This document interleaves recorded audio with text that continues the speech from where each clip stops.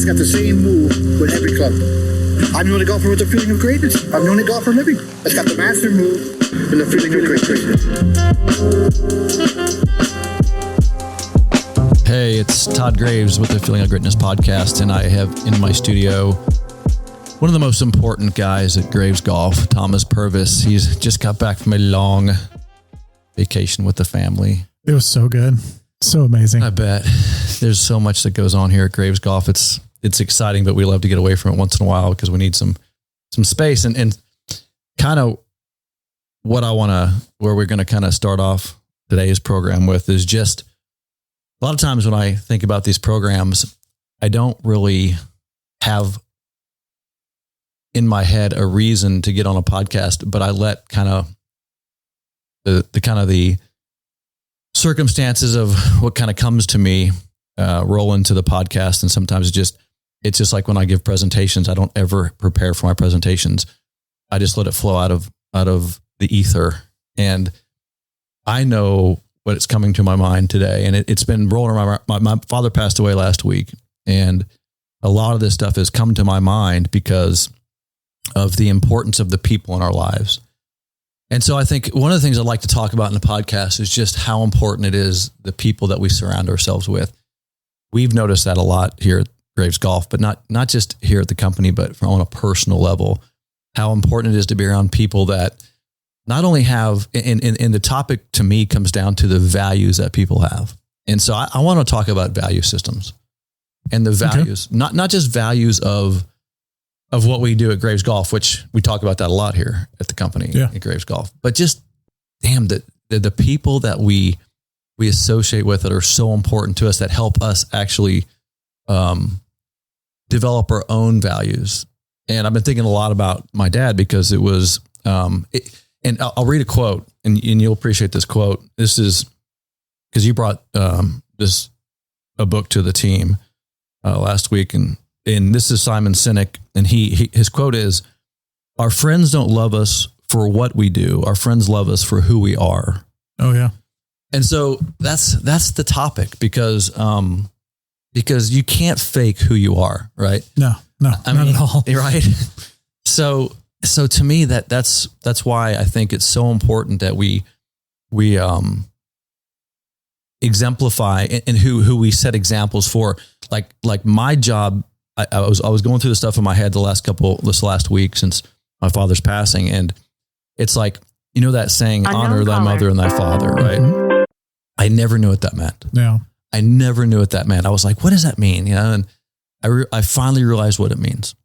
And here's what it means. I'll tell you a quick story. So I'm driving down the road, and this is literally the day after Dad passed away, and I'm just in my own thoughts, and I'm kind of just driving super slow down the road. And there's a car behind me, and it's a woman, and she's just tailgating me and just mad. She's like flashing her lights and super angry. And so part of me kind of reacted to it like, oh my, what the, and I said, no. Maybe she's having something's going on and she's in a hurry. Right. Mm-hmm. So I kind of pulled over, and my thought was, instead of get angry, how would Dad want me to respond to this? Yeah. Right. So I kind of just drift aside. I'm like, okay, forgive and let her, hope she's okay, and say a little prayer for her. And I kind of said a little prayer for her as she drove past, and she sped away, and she's just super fast. And then she takes a left into Starbucks. But that's not the story. That's not the story. The story is how you respond, right? Yeah. And the value system that you carry with you. And so that's been rolling around in my head a lot because I've been so lucky. I'm so grateful for the people that I've been able to be around. My father being a big part of that, but even guys like everybody who seems to kind of gravitate to our company. It's really amazing to me, the people that we associate. It's one of the privileges of doing what we do. Oh yeah, here at Graves Golf. And I just think the right people show up, and I think they only show up because of the value systems we carry with us. Right. And you can't fake it. No, you can't. And I think a big part too, that, is when you create that culture and that the value system around the people then that that as they show up, they're saying, hey, I want to be a part of this. I want to be a part of what, you all do as an organization, who you are as a group of people. And we've seen that in some of our new staffers and people who have come on, Chris on our team. I mean, he wanted to come be a part of us. And I think, the same thing happens a lot of times with our customers too, is that, certain types of people are attracted to us as a company. And so it kind of continues to grow and build. And it makes you feel good when you're around, all those people that are like-minded, especially from our team driven, and it helps make you want to get out of bed. Like this morning, I didn't want to get out of bed. I was on vacation for a week. I was tired, but I wanted to come be here with this team. Yeah. I wanted to see you. I want to see Tim because I haven't seen you all in a week. Yeah. And so, that's what it's all about. I think in a lot of ways, and the people that you're around and that culture. Yeah. I think when you're around people that have that same depth of value, that there's just a level of trust is probably some of it. It's a level that you all can, we're all speaking the same language. We're all speaking it's just, we're all in this together, right? It's like we're all in this together. Right. And so I love all that. And it's funny because a lot of times when I'm in teaching mode and I'm working with people and, so doing stuff I really, really love to do, there's some people I just don't like to work with. Yeah. Isn't it interesting? Like, and it's not that it has nothing to do with anything. Look, you can be the worst golfer in the world and not have the worst mechanics or whatever. And I still love to work with you. Right. But there's just some people. And I always wondered, I just kind of find myself pulling away from some people. Yeah. And, I don't know why. And it just has a lot to do with, showing up with gratitude, showing up with appreciation, showing up with the values that I look for most in people. Well, I remember we did a school one time in San Diego, and I guess I do these podcasts. Sometimes I feel like maybe I shouldn't say certain things, but I did a podcast, and sometimes I get kind of embarrassed about how I behaved in the past. But what the hell? I'll share. It's here to share. But we had a student show up at the school, and this was, and I think my dad was actually at this school because he used to come to some of the events. And I was teaching the student. So what we used to do is we used to do a final evaluation at the end of the school. In other words, we teach you for the 3 days or the 5 days. We do one final wrap up evaluation before you left. And all the instructors were coming to me saying that this one student, he's impossible. Like they were walking the line going, man, no one can work with this guy. And what would happen was you'd go to work with him and you'd be making changes and he would start not getting the results he wanted. And he would turn right to you and go, let me just go back to what I was doing before I got here. Right. So it was just this constant battle of him not opening up to the instruction, and it was very hard to teach him. And so no one would work with him anymore. No one could work with the guy. And so we go to the final evaluation, the last day. We're at the final evaluation, and he just wasn't listening to anything we had to say. And I put him up in front of the cameras and I said, okay, I need you to, take a swing. And he goes, well, what do you want me to do?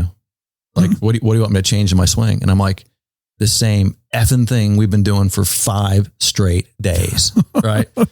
And I go, and now we're at day 5. We got 30 minutes left. And now you're saying, what do you want me to do? You should have been doing it for 5 straight days. Right. So sometimes that coach comes out on me and it's frustrating. Right. But I want to compare this to another person at the school. There's this other gentleman, and every time you would help him, he would turn to you and say, thank you so much for that. That makes a lot of sense. I really appreciate that. Even if it didn't make sense, he goes, can you clarify one thing? And then, but he would end with appreciation. I mean, gratitude. Yeah. Right. And that is massive. Oh yeah. That is massive. I won't tell the story in the right way, but I'm going to paraphrase a parable that I recently read. And it was about a student. Actually, it was a soldier came to a master and said, Master, can you teach me the difference between heaven and hell? And the master says, I cannot teach you the difference, And the soldier, being a soldier, said, I should kill you, master, for not being able. You're a master. You should be able to teach me the difference between heaven and hell. And I'm angry and I should kill you. And the master turned to him and says, that's hell. That's what hell is. And the soldier realized what the master had just told him and became appreciative. And he said, Master, thank you. I appreciate you for teaching me what hell feels like. And the soldier became grateful. And the master said, that's heaven. So it's interesting how it's just, we can take ourselves places and that builds our worlds, right? I mean, the reason you can if you want to be around people that you want to be around, be that person. Yeah. Right. I mean, this is what it comes down to. And that's how do you teach that? Yeah. Well, and I think it's one of the things too for us as an organization and with our students, is as people gravitate towards us and the people that we want to work with, those that get upset sometimes about this or that, I look at it like, look, like we're a recreation. It's golf. I mean, we're not performing heart surgery. We're not doing, these things. When you start thinking about, how to act or have gratitude or this or that, it's like, I don't get it sometimes because at the end of the day, we're just out there all to have a good time, to learn a game, beat our buddies, enjoy some time outdoors. And it's like, why? It's like the example you gave of the lady that was up on you, flashing her lights, honking, all that, so she can get to Starbucks. Like, why? Yeah. Why do you need to do that to get, your 4 shots over ice? Here's what's crazy. I've done it. Yeah. I've been that person, and I'm not saying I won't be that person. I work it. We're all work in progress, right? I mean, you've seen me impatient as hell and, raising hell. No, not at all. No, nobody around here. I'm an angel, right? But again, I think the key is to recognize it. And the key is also to, again, maybe take inventory of who do I want to be, right? Who do I want to be? You've done, damn well, you've done things in your life that when you walked away, like that didn't feel good. Yeah. How I was didn't feel good. Right. And that's not how I want to be, even though, you behave like that and it's fine. You're a human being, right? No one's going to be perfect. Yeah. My father wasn't perfect. Right. But he was an amazing human being. So it's just, it's going to take us, I'll tell you another quick story. Your friends should call you out on your shit. Like that's how you know, Daracon said, that's how you know that you have good friends that have good values around you. Because here's what happens. You do something that doesn't match your value system and your friends will know it. Your family will know it. And they need to come to you and say, hey, it's not who you are. Right. And maybe you're under stress and life isn't going well and there's problems. Like that's just life. But your friends are the ones that come to you and say, hey, let me help you get through this because I know who you are. Yeah. Right. They don't blame you. They don't judge you. They don't hold, they don't write you off. Right. They just said, hey, let's go back to who you really are. Those are the people you want around you. I got some amazingly strong men as friends in my life. I've always had great mentors, but they've all called me out on my shit all the time. And that's what I love them for. Right. Yeah. My dad did it all the time. Right. And he'd just beat it into me if he had to. And I appreciated that for him. I was so glad he did. My mom has done it to me as well. But then I've had other men that I've become friends with that consistently keep me on track. We need that. Oh yeah. We need that so desperate in our lives, and to me, that's really how you honor your parents because they try to instill that value systems in you and you need to go forward and help others. And to that point, here's my question for you today in the show. Can you teach what you're not? I don't think so. Well, I mean, you can, because there's a lot of people that do it, but no, I think it's hard. You talk about strong people. I mean, I look at you and Tim, you guys have over the last 5 years of me being involved in this organization, I've changed a lot in certain ways of how I've been previously. I feel like I've become a better, better man, a better leader, part of the organization. And I thank you guys for that involvement. But it's it does become hard in a lot of ways of how can you get up and live your life in a way that you want to be, or that you feel like you should be, or how you help people, but you're not willing to be it yourself. Like, for example, we rolled out the new putter. The first day that we had staff putting putters together, I went and built putters with them because I wasn't willing just to say, hey, go figure it out. No, let's go do it together. Let's figure out the right way. And then they've continued on. But if I felt like if as a leader, I wasn't willing to go put in the hard work with them, then how would they see the value in making sure that that's good for our customers? And so I think you got to lead a lot of those by example. And so to be able to teach others and to be able to be that example, you got to do the work. You got to be there alongside them. You got to, put in the effort to help teach. That's the point though, right? Yeah. Because as you led by an example, right? I mean, I think that's so important that people do that. Yeah. Because if that wasn't important to you, then you wouldn't have done that. Mm-hmm. And then everybody around you sees how important that is. And Mm-hmm. you led them say, hey, this is a very important thing. That's why I'm involved right now. And so that's how important it is. Even Ollie's freaking out right now because he's running down there to make sure it's all meeting Mm-hmm. the standards that you set. So to me, again, the question becomes, can you teach what you're not? And Yeah. I don't think you can. Mm-hmm. Right. And so that doesn't mean that we can't all grow. Right. Yeah. And I think that's another whole value system is the value system of growth. Mm-hmm. I mean, I'm not saying you need to run around and say, okay, I got to be better, but just grow in maturity, grow in your values systems, grow. You make better decisions. Mm-hmm. There's a really good book I've been reading. Let me look it up real quick. It's, I gotta admit, like, have you ever read a book, Thomas, that you're like, I feel like I wrote this book? Yeah. Yeah. Let me look this up real quick. It's called Don't Believe Everything You Think. Mm.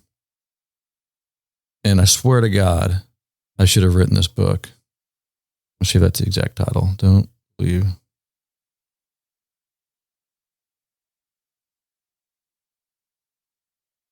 Yeah.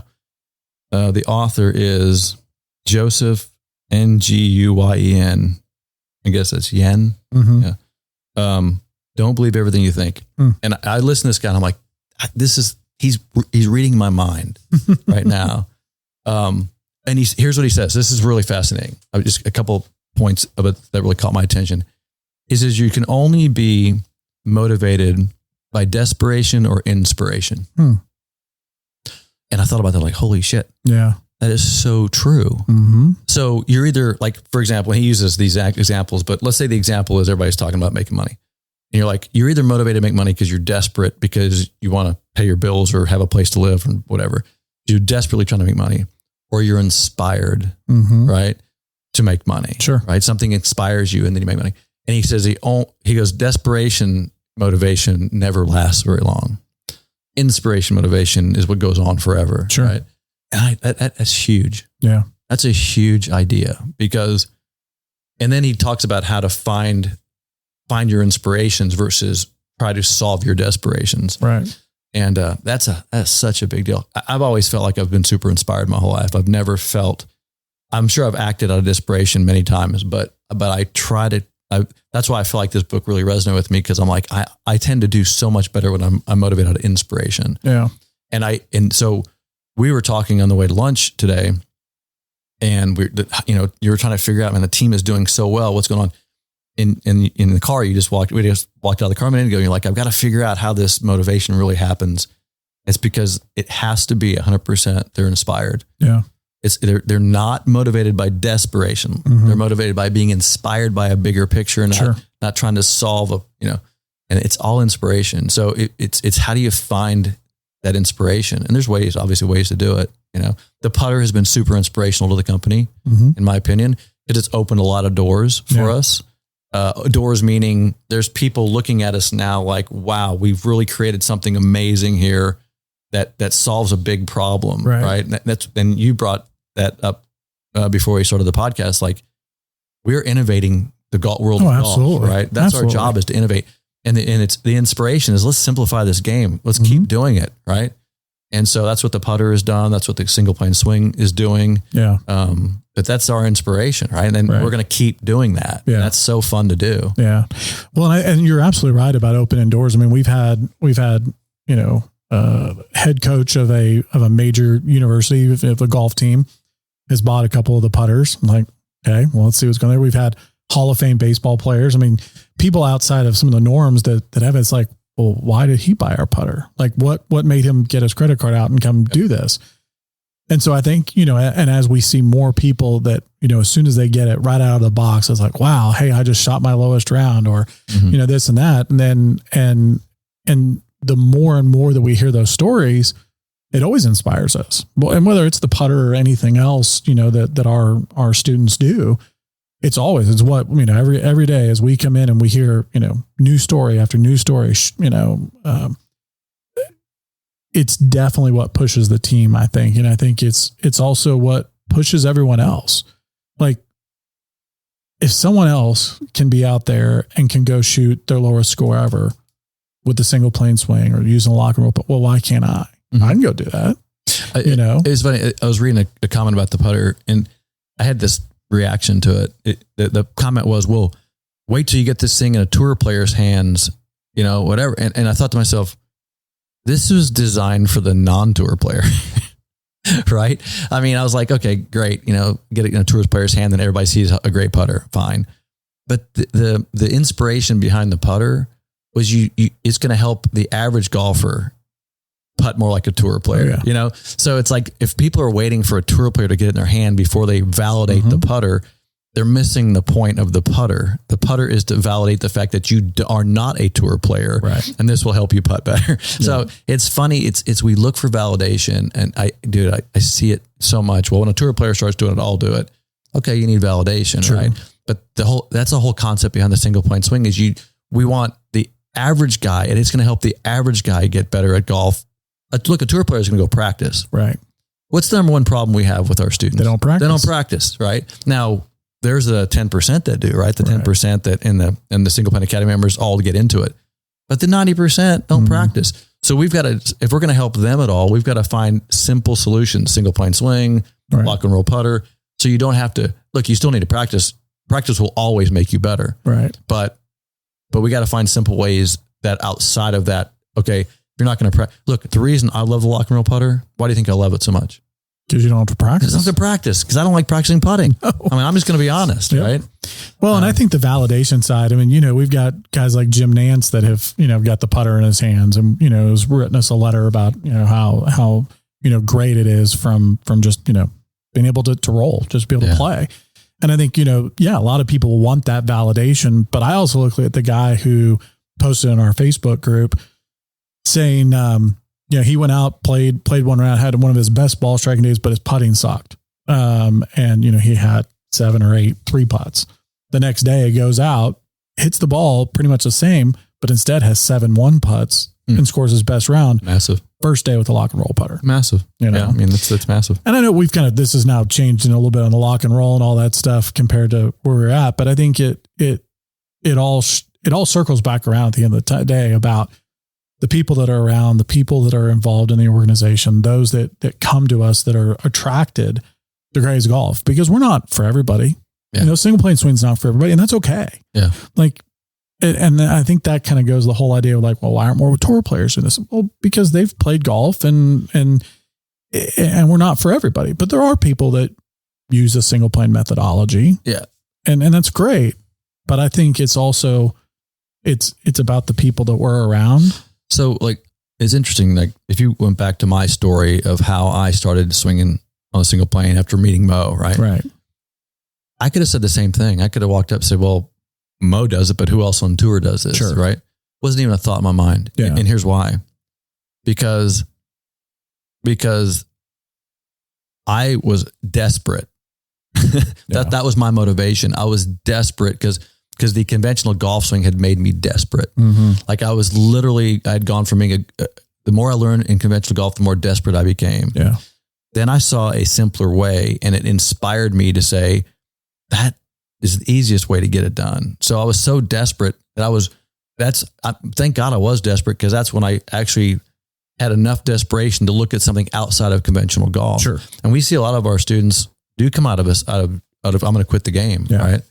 And so desperation, I don't know if it was my motivation, but it was the reason I started looking for something else, because I wanted, and then I just looked at the simplicity of Mo and I was like, wow. And then he inspired me. Right. Yeah. And then the rest is history. So maybe you got to get desperate. Yeah. Maybe somebody's desperation, it will get you to look outside of your conventional norm. Look, if you go 3-putt 10 times, you will start looking for anything to putt better. Right? Oh yeah. So yeah, desperation. I'm not saying it's a bad thing. Right. Right.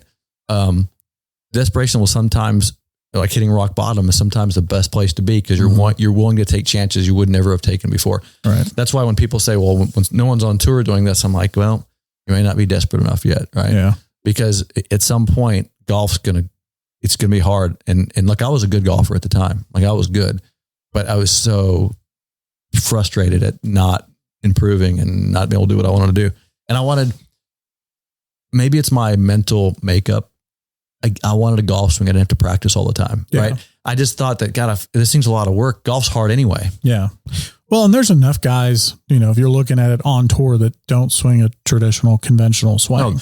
What is Matt that? Wolf. I mean, and some of those. Well, what is guys. conventional swing? Yeah, exactly. And I think we've now in the golf world have kind of got away from that idea of like everybody needs to swing X way, that there's enough variation. It's about, at the end of the day, from a tour player, are they performing? Are they winning? From a conventional or from a recreational golfer, are you having fun? Are you able to play, not having pain? It's like, at the end of the day, what does it matter? Yeah. I mean, it's a better, how do you simplify the game? How do you perform the way that you want? How do you get the results that you're looking for?